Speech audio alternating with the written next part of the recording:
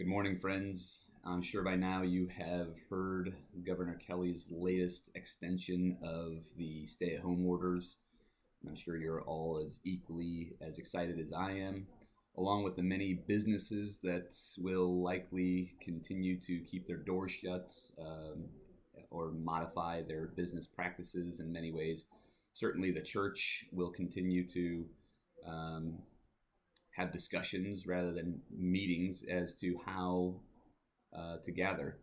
Well, I don't want to belabor this any further, but I couldn't help but wonder what would it be like to have the reopenings, like everything.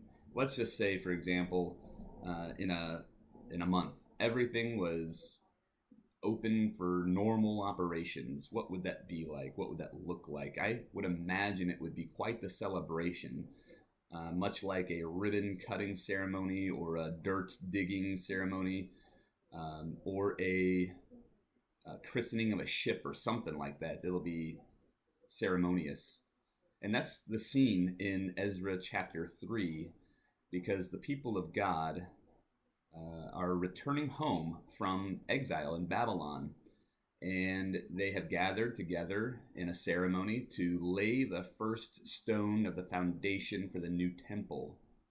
As you can imagine, a very exciting time, much like what it would be like when all of our businesses are back to being open. I'm sure many of us will celebrate formally, I don't know, but certainly informally.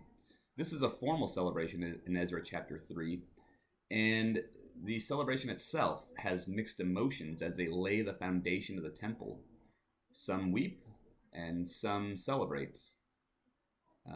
There's a key part missing that King David foresaw 500 years before this laying of this foundation.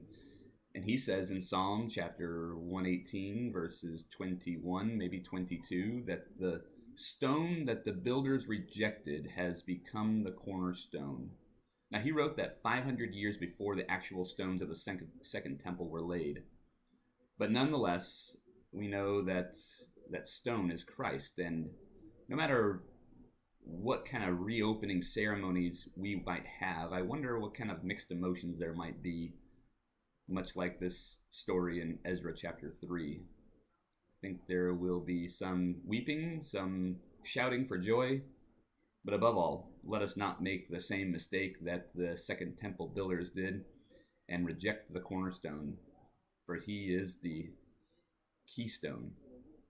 Let us rather accept him into our life as a foundation by which we build. Amen.